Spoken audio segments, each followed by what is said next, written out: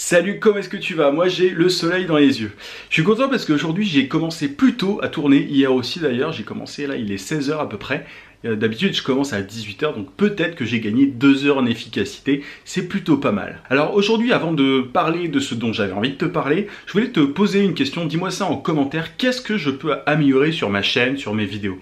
Je sais que voilà, les vignettes sont pas génial, du coup je pourrais les améliorer et j'ai aussi une vidéo d'introduction à faire sur ma chaîne, mais à part ça, je sais pas, est-ce que tu vois des trucs, est-ce que le format est un peu trop long? Je sais qu'il y a certaines vidéos qui sont un peu longues, en général je me bride pas parce que je sais que YouTube privilégie un petit peu ça, mais bon, faut pas que j'abuse, donc n'hésite pas à me dire ce que t'aimerais bien voir sur la chaîne. Je suis aussi en train de me pencher sur un truc, j'aimerais beaucoup faire des interviews sur Skype ou en réel, donc n'hésite pas à me dire si tu as des noms, faut que je m'y mette un petit peu, c'est pas évident parce que voilà, ça prend du temps, mais il faut que je le fasse. Aujourd'hui, j'avais envie de te parler de la solitude de l'entrepreneur. C'est un sujet qui revient souvent. Voilà, le fait que je travaille tout seul, des fois on me dit est-ce que c'est pas déprimant, comment est-ce que tu arrives à te motiver, etc. Du coup, j'ai pensé que c'était un bon sujet de vidéo et que j'allais le traiter aujourd'hui. Juste avant ça, je te rappelle que tu peux télécharger juste ici sur le i ma fiche méthode pour décrocher des clients par mail. Allez, c'est parti.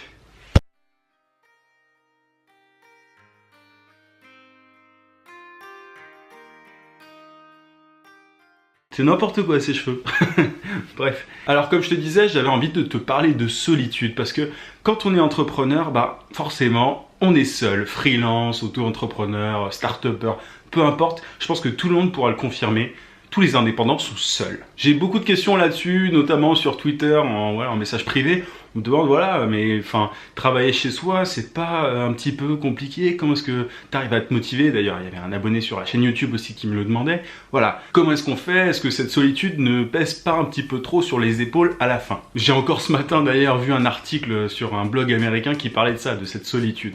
Alors, oui, on peut se sentir seul des fois. Le truc, c'est que si tu es indépendant, si tu as envie de te lancer en tant qu'indépendant, en tant que freelance ou autre, c'est que tu as besoin un minimum de cette solitude, entre guillemets. Pour moi, le travail en entreprise, bosser dans un open space avec des gens, forcément, ça me plaît. Je veux dire, collaborer avec d'autres personnes, ça me plaît. Je pense qu'il y a toujours un petit peu de ça. Voilà, les indépendants considèrent qu'ils peuvent toujours être mieux servis par eux-mêmes. Et voilà, il y a peut-être une vision un petit peu individualiste. Et en même temps, individualiste ne veut pas dire antisocial, sociopathe, et ce que tu veux. Je pense que quand on est entrepreneur, on considère qu'on est capable seul, de créer de la valeur, de monter un business. On est capable de faire des choses tout seul. Du coup, oui, il peut y avoir une espèce d'isolement, mais certains le vivent plus mal que d'autres. Je considère que si tu as peur de la solitude, c'est que tu n'es pas forcément fait pour être entrepreneur.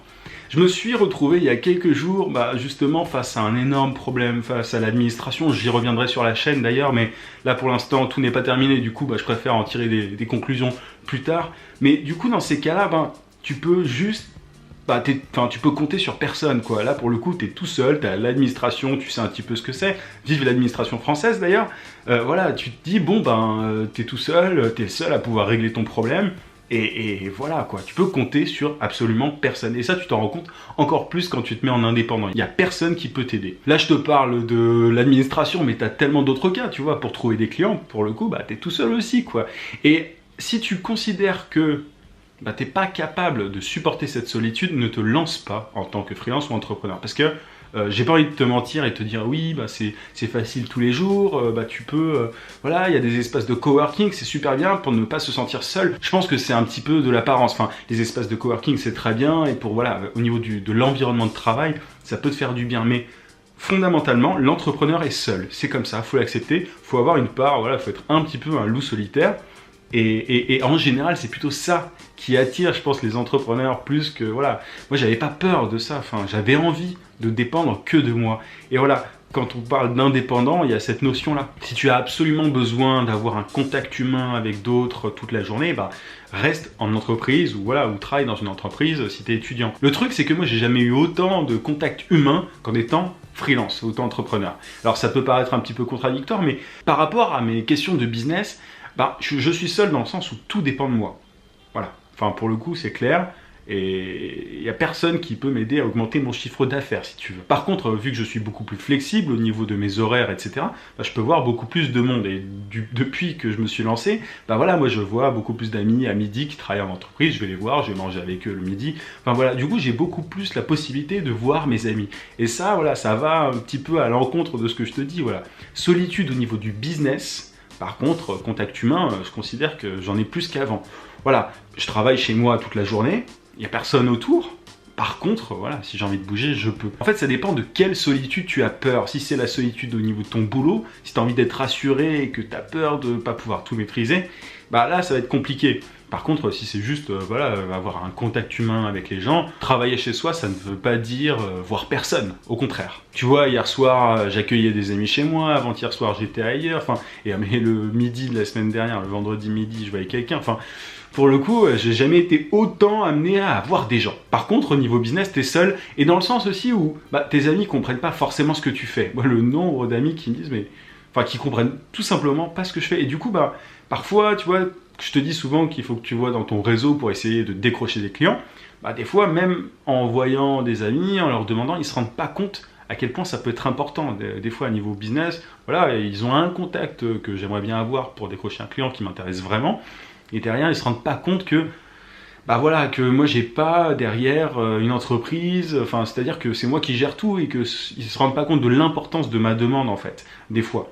Alors, au bout d'un moment, tu intègres ça, tu comprends que tes amis, ça reste tes amis et que au niveau du business, faut pas toujours leur demander quoi que ce soit parce qu'ils peuvent pas toujours t'aider. Ils se rendent pas compte. Ils sont pas habitués au réseautage, entre autres, tu vois, le réseautage, dans le sens où voilà, le networking au sens professionnel. Par contre, voilà, au niveau humain et tout, on s'éclate. C'est juste que, il faut savoir vraiment faire la séparation. Il y a une solitude au niveau du business. Par contre, voilà, au niveau du contact humain, il n'y a aucun problème. Bref, tout ça pour te dire que il faut savoir ce que tu appelles solitude, tu vois.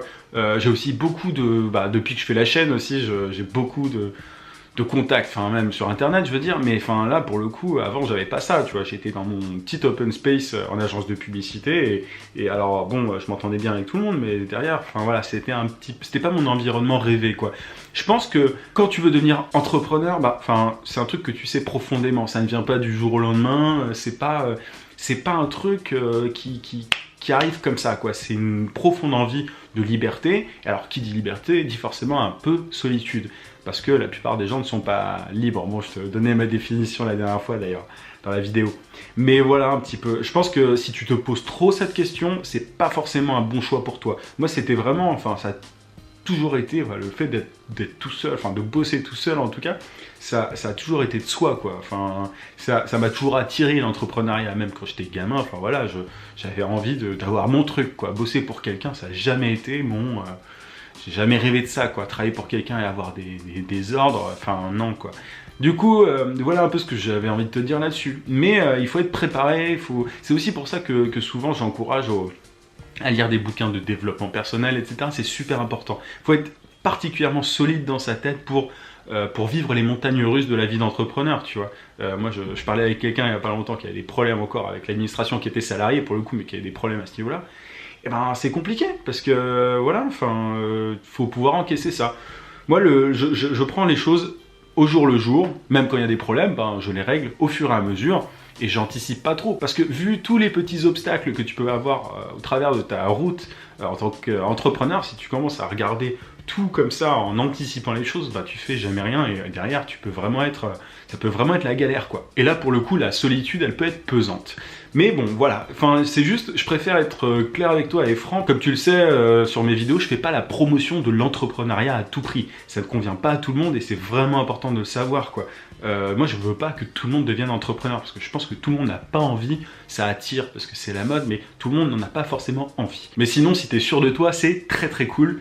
Mais il faut juste être sûr de toi. Voilà un petit peu ce que j'avais envie de te dire, c'était un peu décousu, voilà, je fais de plus en plus de vidéos de manière spontanée, désolé si c'est un peu le bordel, des fois je me rends compte, d'ailleurs la vidéo la dernière fois sur, je sais plus laquelle c'était, mais il y avait un peu de répétition. Je vais essayer de faire attention un petit peu à ça, mais c'est vrai que je fais beaucoup moins de cuts, je coupe beaucoup moins sur les vidéos parce que je trouve ça assez cool, moi le côté un peu spontané, justement ça fait partie des questions que j'avais envie de te poser là-dessus, sur les modifications à faire sur ma chaîne. Est-ce que tu préfères quand il y a un gros rythme, voilà, quand c'est ultra rythmé et très coupé, ou alors si tu préfères comme ça, quand c'est un petit peu plus long et que je cut un peu moins. Dis-moi ça en commentaire. Voilà, n'hésite pas à mettre un gros pouce bleu si ça t'a plu et abonne-toi à la chaîne si c'est pas déjà fait. Invite des amis, je suis sûr que ça peut les intéresser. Et puis voilà, on est de plus en plus nombreux sur cette chaîne, je te remercie encore de me suivre. A plus, on se dit à demain.